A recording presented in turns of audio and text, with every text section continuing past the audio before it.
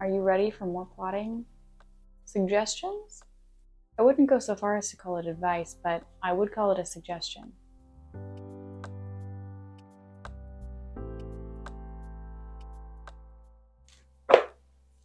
Today, we're going to talk about my plotting method. It's not my method. It's a combination of Save the Cat.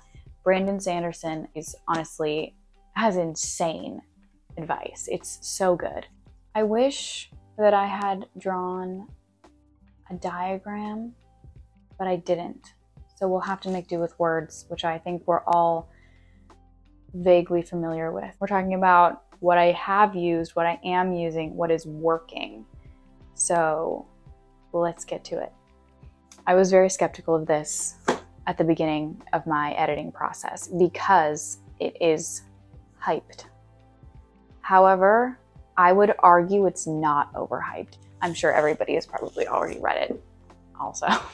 It's really helpful. Just get it and read it. It was my present to myself when I finished my first draft. And boy, was it educational. Why I bring this up is because this book has a detailed explanation of many of what are called plot archetypes. This is important because this is what I use to break down my method. On page 81, it has a list of 10 plot archetypes. I'd like you to know that there are far more than 10, I believe. What I would say is that this has a really good starting point list. Included in this list are things like rites of passage, institutionalized, superhero, dude with a problem. You know what book is Dude with a Problem? The Starless Sea. We could talk about that another time. So what these plot archetypes do is they break down what kind of plot you're getting yourself into. All of them fit into, according to this book, all of them fit into the larger Save the Cat 15-beat plot structure. I think you can make any story fit into that. I don't think every story has to fit into that. Because that's ridiculous. And tons of stories aren't plotted that way, so that's not true. But I think it's really helpful. And I think the fact that any type of plot archetype can fit into the 15-beat structure is really interesting to know, and it's very helpful. So what I did is I broke my story down into the main plot archetypes. And for a longer book, you can have more of these. My book is not supposed to be that long, but what I had already written into it that I wasn't willing to give up were 3 plot archetypes. And that is a mystery plot. That's essentially the backbone of the structure. A romance plot, it's technically a subplot, but the relationship there is what binds the whole book together. And third, an apprentice master plot / a superhero plot. So what that means, and that's all combined into one because she's apprenticing and at the same time growing into the superhero character. The language is very basic. But those are the 3 plot archetypes that are in my story. And so what I did is I broke the story apart into 3 different plot lines. Another thing that I did besides this is subplots. For me, the subplots were relationships. I don't think they always are, but it worked out that way for me. And I think a lot of times they can be. So my one point of view character has a relationship with somebody that's very important. And my other point of view character has a relationship with someone that's very important. There are a couple other subplots, and I have kind of woven in their own plot throughout the main plot that I created. But essentially, I have 3 archetypes, 2 subplots, creating 5 different plots of the entire story broken into their own categories. Of course, they bleed into each other, but right now I'm not worried about that. The idea for me was, okay, I can clearly see my plot archetypes. I can clearly see how they fit into the structure that I think is good for the book, which 15-beat structure actually really, really helped whip it into shape. And so I stuck with it.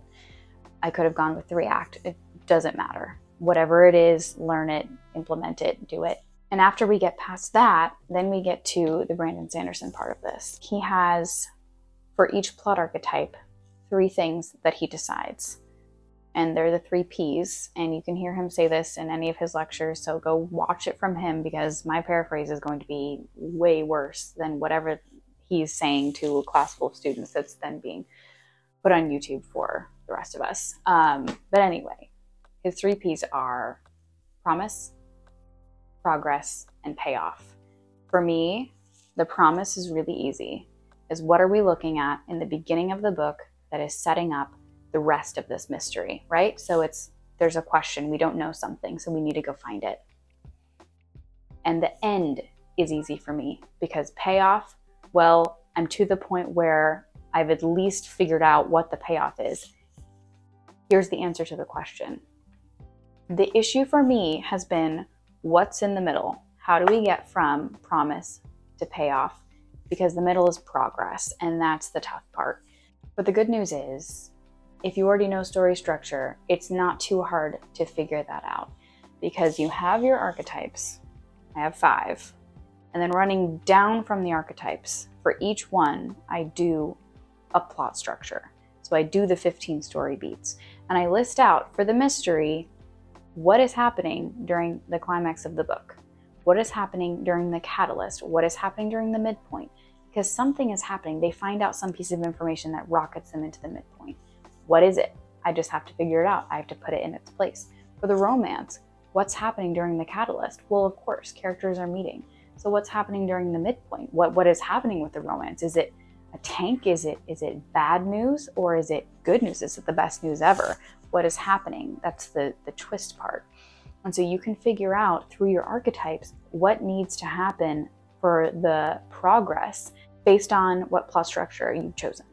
And I found this really helpful. So I constructed all 5 of my plot structures based on the archetypes, understanding what the archetype typically looks like, what it looks like for my story, and then made it up as I went along. And I'm still editing it because it's not perfect, but I have a very basic idea of what happens. And I spent the last 2 days merging them. I took the different plot archetype pieces of progress and put them together according to where they go in the timeline of the plot structure. So everything that's happening at the catalyst goes in the catalyst category. And I can look and just scroll to catalyst and see, here's all the different things that need to happen. And then what do? I create another outline that has the scenes that will wrap all of those 3 elements into one. Or maybe I have 2 scenes that are handling 2 archetypes over here and 1 archetype over here and a subplot. And then our other subplot hasn't quite made it into the story yet, so we don't need to worry about that. It shows you exactly what you need to do to construct scenes out of these ideas that you've kind of structured along a timeline. This method is how I got from a 400 single-spaced page draft with very little story that was cohesive to something that I'm almost ready to put to paper. I'm still learning. I have no idea if this is the best way to do it, but what I'll say is that it worked for me. It sparked the progress for me, and I figured out what all goes in the middle. And there's no mushy middle. There is conflict and tension at every stage. There is character development and payoff and growth, and you can see it all there. But for me, I needed to break it down because there was too much going on. I was overwhelmed all the time. If you break it down and you're only working on the mystery, problem solved. I can figure out the steps of the mystery, but can I figure out how the mystery needs to intertwine with the romance, plus the main character learning her superpowers and contending with the villain? No, I can't figure that out because it's too complicated. But you split it apart and it's clear as day. So that's my take on how to plot. I think for another story that's less complicated, there is maybe easier ways of plotting. But if you have a story that's just feeling too convoluted and you need to really understand what's going on, try this. It worked for me, it could work for you. And either way, just keep writing. don't stop, because none of this advice is at all helpful if you don't write anything at all. So get to your computer, start typing your notes, start typing your ideas and your thoughts, and organize it, and let's get this written.